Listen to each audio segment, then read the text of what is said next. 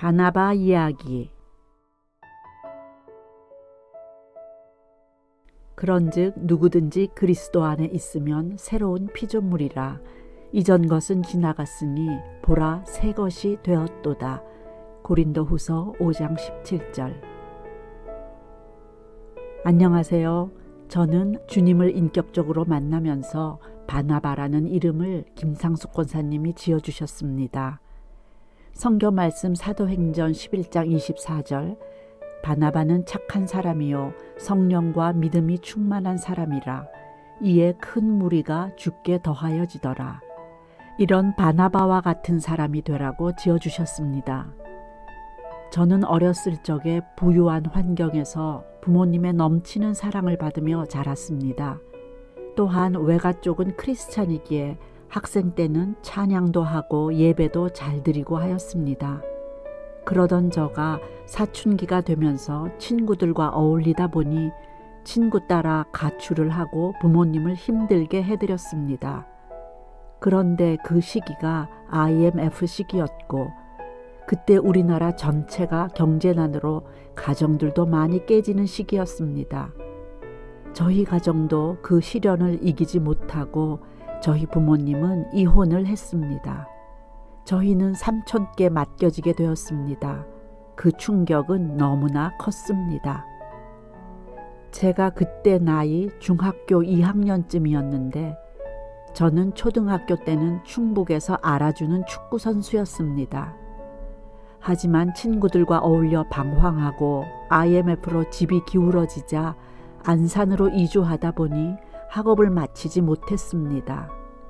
그때 제 마음에는 돈을 많이 버는 것이 가장 최우선이 되었고 그렇게 사는 것이 행복해지는 지름길이라 여기며 미성년자인데도 술, 담배를 하면서 방탕한 10대를 보냈습니다.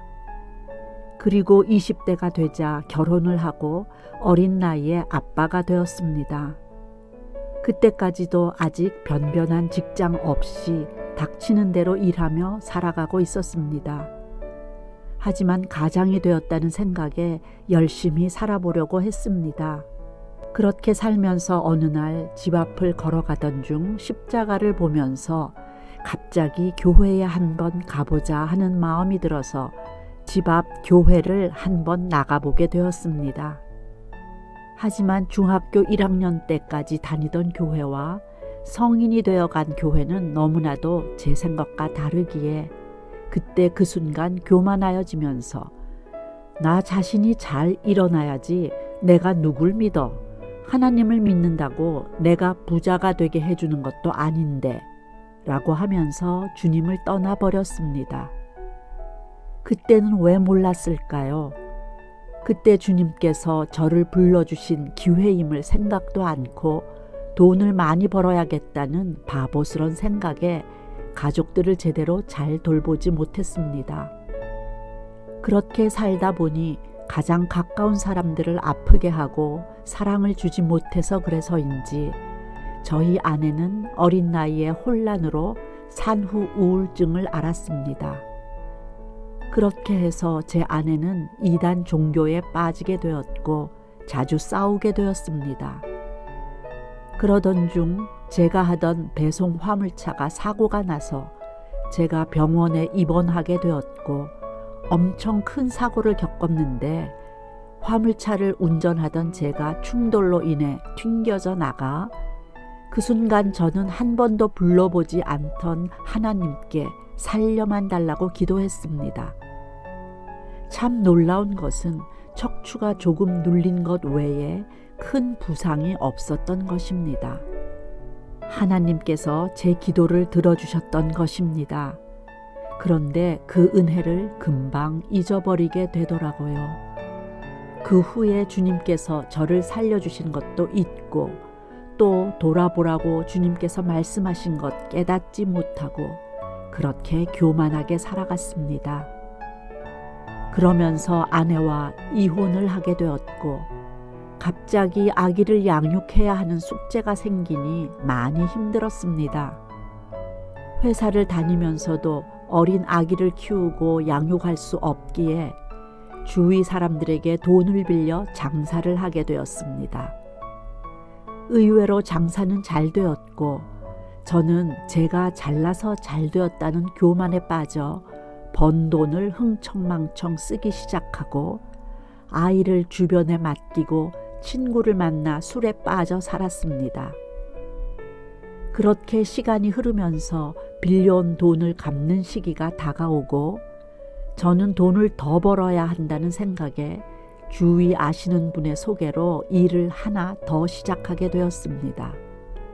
그러면서 온갖 불법을 저지르며 주님의 마음을 아프게 해드리면서 구속이 되어 5년 6개월이라는 실형을 받고 교도소에 수감 생활을 하게 되었습니다. 그 안의 삶이 처음이라 두렵고 힘들었습니다.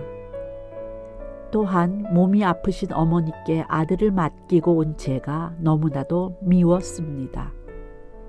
그렇게 살아서 무엇 하겠느냐? 죽어버리려고 자살 시도도 해보았습니다.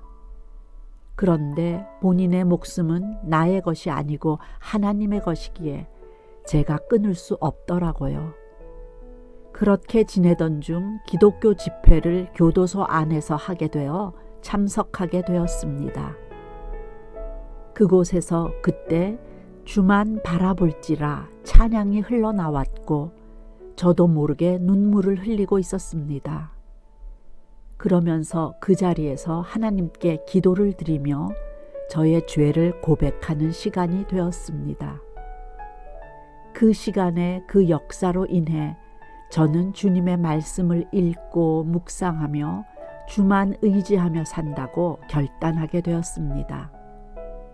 그렇게 주님을 모시며 산 지 2년 후 2021년에 저는 취사장에서 노역을 하게 되었는데 국민일보를 보던 중 신앙서적이 없던 차에 한 권 구매해서 봐야겠다 싶었던 때 마침 눈에 들어오는 책이 있었습니다. 바로 김상숙 권사님이 쓴 주님 오늘도 부탁해요 책이었습니다. 저는 아침마다 일어나면 주님 오늘도 부탁해요, 오늘도 파이팅 외치게 되었습니다.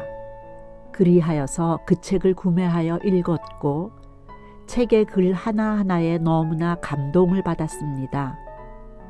그리하여 그곳에서 공부 중이던 성경통신대학교 목사님께 책을 읽고 감동하여 이 책을 쓰신 분께 감사의 말씀을 전하고 싶다고 말하자 저에게 삼위교회 주소를 주셔서 제 영적 어머니 김상숙 권사님께 편지로 감사를 전하게 되었습니다. 그 후 저는 노역장에서 열심히 일을 하며 지내고 있었습니다. 사회에 사는 사람들에게 교도소 안에서 편지를 쓰면 얼마나 답장을 해주실까요? 거의 없습니다. 얼마나 놀라운 하나님의 역사이신지요. 그렇게 어머니와 편지를 주고받으며 어머니께서 좋은 신앙서적을 보내주시며 특별히 감사하는 마음으로 살아가는 길을 안내해 주시고 저에게 감사 노트를 보내주시어 꾸준히 주님께 감사하는 것을 기록하며 기도로 주님께 감사하는 삶을 살기를 가르쳐 주었습니다. 그뿐 아니라 어머니와 이모님, 윤난호 권사님께서 면회를 와주셔서 저는 가족들도 아무도 면회를 오지 않았는데 3년 6개월 만에 처음 면회를 받아서 너무나 설레고 기뻤습니다. 그렇게 어머니와 이모님을 뵙고 기도하며 교도소 유리창 사이로 주신 주님의 사랑을 받았습니다. 또한 제가 주만 바라볼지라 찬양을 그 안에서 주님께 올려드리며 다시 한번 아버지의 사랑에 감사했습니다. 그렇게 주님의 인도하심과 행복동 어머니와 모든 분들의 기도로 저는 생각지도 못한 가석방을 받아 나오게 되었습니다. 1년 4개월이 남아서 원래는 2023년 3월에 가능했던 것이 우리 하나님 아버지의 놀라운 은혜로 나오게 되었습니다. 2022년 5월 6일에 가석방되면서 얼마나 놀라운 주님의 역사를 감사했는지 모릅니다. 저는 하나님 아버지를 원망하며 주님을 떠나 살았는데 아버지께 죄를 고백하고 다시 돌아오자 하나님은 아무런 말씀도 조건도 없이 저를 받아주시고 살리셨습니다. 저를 끝까지 기다려주신 주님, 행복동 식구들을 대신 보내시어 저를 아버지께로 돌아오게 역사하신 주님, 그 사랑이 얼마나 감사한지요. 이 모든 것을 주님께서 하셨고 주님께 기도드린 것을 들으시는 사랑을 감사 찬양합니다. 어머니를 통해 바나바라는 이름이 주어졌습니다. 그 이름의 뜻처럼 제가 받은 사랑을 흘러보내며 위로하는 자로 모든 힘들고 지친 사람들을 위로하며 주님께 인도하는 사람으로 살려고 합니다. 주만 바라보면서 믿음으로 사는 자는 하늘 위로 받겠네 찬양하면서 하나님께서 가장 좋아하시는 언어인 감사를 입에 달며 새 삶을 살기 원합니다.